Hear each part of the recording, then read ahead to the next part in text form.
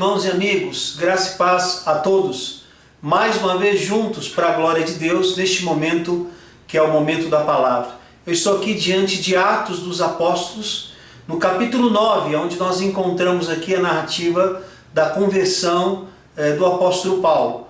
Acompanhe comigo, estarei lendo a partir do versículo 1. Minha versão diz assim: enquanto isso, Saulo ainda respirava ameaças de morte contra os discípulos do Senhor. Dirigindo-se ao sumo sacerdote, pediu-lhe cartas para as sinagogas de Damasco, de maneira que, caso encontrasse ali homens ou mulheres que pertencessem ao caminho, pudessem levá-los presos para Jerusalém. Em sua viagem, quando se aproximava de Damasco, de repente brilhou ao seu redor uma luz vinda do céu. Ele caiu por terra e ouviu uma voz que lhe dizia: Saulo, Saulo, por que você me persegue? Saulo perguntou: quem és tu, Senhor? Ele respondeu: eu sou Jesus, a quem você persegue. Levanta-se, entra na cidade, alguém lhe dirá o que você deve fazer. Os homens que viajavam com Saulo pararam emudecidos, ouviam a voz, mas não viam ninguém. Saulo levantou-se do chão e, abrindo os olhos, não conseguia ver nada. E os homens o levaram pela mão até Damasco. Por 3 dias ele esteve cego, não comeu e nem bebeu. Amém. Que Deus nos abençoe com a sua palavra. Esse texto é um texto muito conhecido, que fala da chamada, do apóstolo Paulo, fala da sua conversão. E nós temos aqui diante de nós um homem com conhecimento teológico extraordinário, uma capacidade de ser um rabino, um homem que foi um líder da chefe da guarda romana, muito provavelmente membro do Sinédrio também.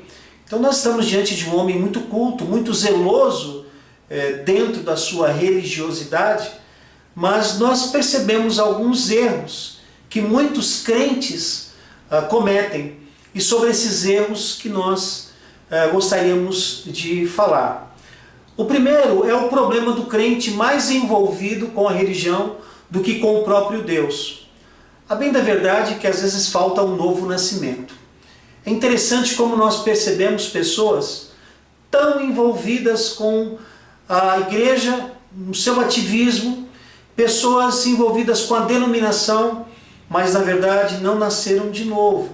Pessoas que não têm a luz de Deus. Esse momento onde Paulo caiu por terra, muito provavelmente caiu do cavalo, embora o texto não fale sobre isso, a luz brilhou, porque ele estava sem a luz de Deus. E neste momento nós percebemos então, nós precisamos tomar cuidado. Será que nosso envolvimento não é apenas eclesiástico, não é apenas denominacional?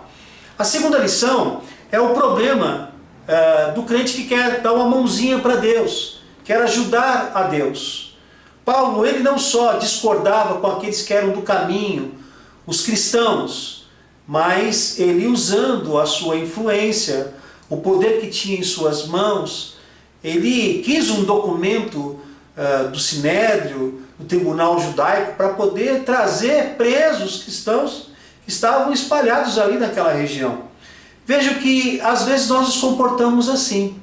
Nós não só queremos resolver as coisas, mas nós queremos ocupar o lugar do próprio Deus. E acabamos perseguindo a igreja, perseguindo os crentes.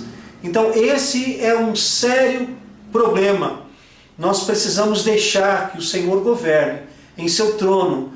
Ele não está apático, como já falamos, e nem indiferente aos problemas que surgem. Nós precisamos, por isso, viver debaixo do seu temor.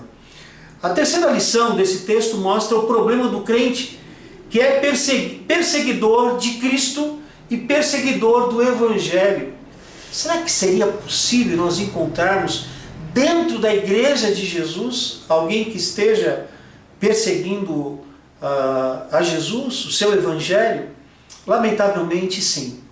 Há pessoas que às vezes, pela falta de sã doutrina, pela falta do conhecimento de Deus e da sua vontade, são do contra. Todo projeto que surge na igreja são do contra. Racionalizam e tentam então, por meio da razão e por meio de uma aparente coerência, dizer não, criar dificuldades e obstar de todas as formas, às vezes, o projeto de Deus.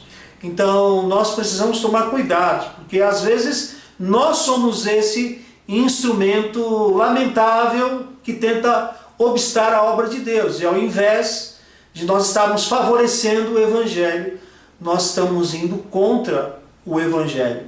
Então nós precisamos tomar esse cuidado. Paulo, ele estava completamente dentro da sua razão, mas sendo perseguidor de Cristo e perseguidor do Evangelho do Senhor Jesus, da boa nova de salvação.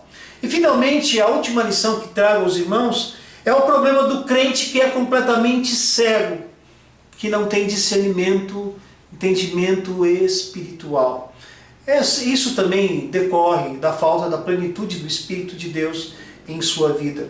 Mas nós não vamos ter o devido entendimento acerca de Deus, da sua vontade, da visão de Deus, se nós não tivermos a iluminação do Espírito Santo de Deus. É bem verdade que Paulo não era convertido, coisa nenhuma, mas existem muitos cristãos convertidos, mas que estão na carne e não têm um discernimento espiritual.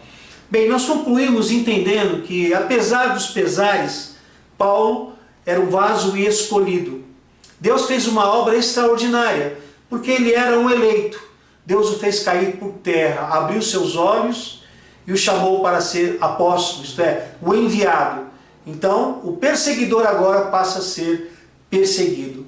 Que honra ser perseguido por causa do nome de Jesus. Aliás, é uma bem-aventurança. Vamos orar para que a gente não incorra nesses problemas aqui de crentes que, ao invés de estarem indo ao encontro de Deus, estão indo de encontro. Perigo isso, né? Curva a sua fronte, fecha teus olhos. Vamos orar.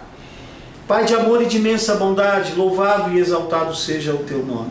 Nós te louvamos por este episódio tão extraordinário que trata da conversão do apóstolo Paulo. Nós pedimos a Deus, em nome de Jesus, que o Senhor nos dê o devido discernimento, para que não sejamos mais envolvidos com a religião, com a igreja, do que contigo. Que em nome de Jesus andemos debaixo do seu temor, que nós, ó Deus amado, permitamos que o Senhor, ó Deus, seja entronizado em nossas vidas, que o Senhor controle todas as coisas. Senhor, dá-nos a honra de falar do teu amor, e mesmo que nós viermos a sermos perseguidos por causa do teu nome, que nós tenhamos essa honra, ó Deus, e vivamos vitoriosamente em Cristo. Senhor, dá a tua graça sobre nós, a fim de que nós possamos ter a tua visão. Se há alguma cegueira, se há alguma escama em nossos olhos, que o Senhor nos faça ver, ó Deus, com a visão de Jesus. Nós oramos agradecidos em nome de Jesus. Amém. Amém. Forte abraço e que Deus o abençoe.